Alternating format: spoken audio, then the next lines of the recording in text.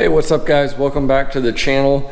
It is coming up on winter time and I wanted to do a quick video of my heating system that I'm using in my shop, which does not have a formal forced air heater or floor heater or anything like that. I have a LP torpedo style space heater up here and it's been working really good for me. I've been using it a couple years now. Before I had this, whenever I first started working out here in this shop space, I used a kerosene space heater on the floor. It was more dangerous because if I forgot and accidentally set something in front of it, it could start a fire. The kerosene smell was horrible. I always smelled like kerosene. Once I switched to LP, it was so amazing. I have no idea why I used kerosene for so long, but it's been great. I'm gonna walk you through how I've got it set up. The first thing I want you to notice is I've got it off of the floor and it's hanging from the ceiling. I do have 11-foot ceilings in here and the top of that heater is about 32 inches off of the ceiling. Now the interesting thing about these heaters is if you would set it on the floor, that stand that it's got there, it's actually tilted and pointed up in the air, and I feel like the reason it does that is because obviously heat needs to be pushed out. If that cylinder is pointing down, the heat does not leave. So you got to keep that in mind, that that thing is designed to be pointed up. If you point it straight down, the heat does not leave properly. I found this out whenever I first hung it up there. I had it pointed downward more and it actually overheated and would trip the thermostat on it. So I had to adjust it. Now it's more at a level angle, but I use this fan also, and I'll get into that a little bit more in a minute. Obviously, you've got to run your heater and extensively test it and make sure that the heat output is not affecting the drywall or anything like that, where anything is getting too hot. I'm not responsible for you burning your shop down. So I'm not telling you to copy this. I'm just showing you what I have. And it's worked good for me so far. The heater itself is a Mr. Heater. It's 125,000 to 170,000 BTUs. You'll see it's got a built-in thermostat, and also you can adjust the level of heat higher or lower. One interesting thing I found whenever I was doing research on buying one of these is that the smaller propane units do not come with a thermostat built into the unit. You have to get up to a certain size for some reason before the thermostat is built in. So that was one of the reasons that I got this size. It does throw out some serious heat. I've got about 1,100 square feet in this shop. I have very good insulation, but it is a pretty large space and it heats it up pretty quick. You could use just the thermostat that's built into the unit to control the temperature. However, what you'll find is, especially if you've got it sitting on a concrete floor or something like that, you're not going to get a real accurate reading. It's going to tell you it's colder than it is, and it's going to be a little bit harder to fine tune that. So I'll show you what I did that's worked absolutely awesome for controlling the temperature in here. I'll take you over here to the center of my shop, and I have my thermostat over here. This is a wireless thermostat, and this thermostat controls a plug-in unit on my outlet over there. So I can adjust this, and whenever it's calling for heat or cool, you can actually set it so it'll do hot or cold.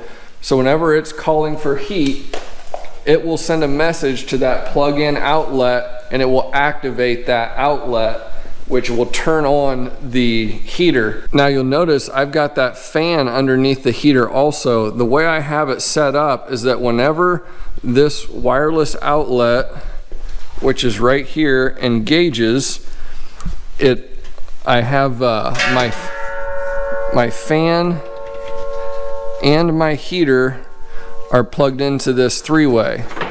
So I'm just gonna go ahead, open that up. I got it plugged in. Hopefully this will work. We'll come over here and make it call for heat so you can see it turn on. I'll just take my temperature, and it's pretty warm in here. It's a really nice day. I'm gonna bump it up to 73, so it should be calling for heat. As you can see there, now the fan engaged and the heater is on. So I have that fan on, and it helps distribute the heat away from the heater, as well as just in general get that heat flowing out here in the rest of the shop, and it works really well.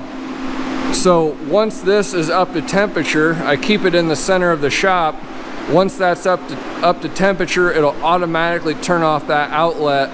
So I'm going to turn down the heat temperature right now, and this is going to simulate it that it's reached temperature. So now you see the heater just turned off and the fan turned off.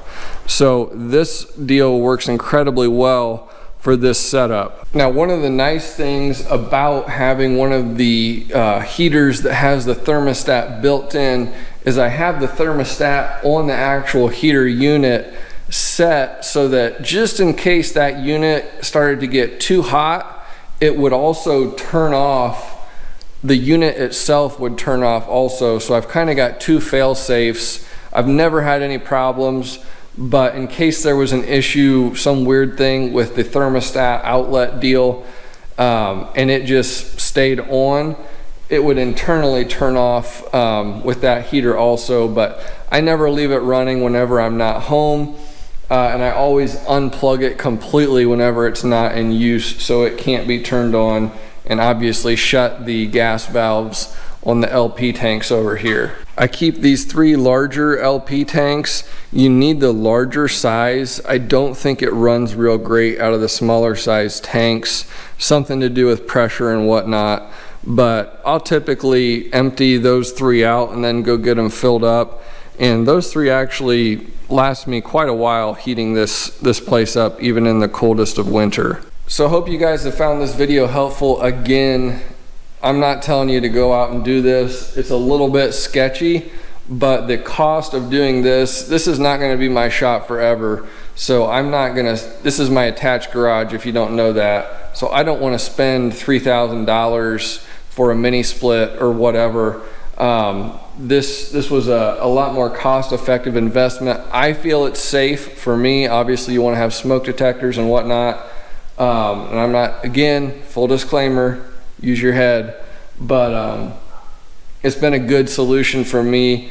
The air quality is great. I also keep a carbon monoxide detector always on in the shop. It's never went off, you know, so I'm monitoring the CO2 also. That's important anytime you're burning combustibles inside somewhere. On the really cold winter days, if I'm running this a lot of times I'll let it get all the way up to temperature, or let it just heat everything up, and then I'll open the doors for a little bit before I come out here just to get some fresh air in before I spend my day out here. So hope this helps. Be safe, be warm. I'll link this stuff up in the notes below, the thermostat and the heater and stuff. Again, I've got this thing 3 feet off the ceiling and it's away from anything combustible. And to me, that's the biggest key with having a unit like this running in a shop area like this. One more time just for the outro. Actually, I shut it off. No, it is plugged in. Bump it up.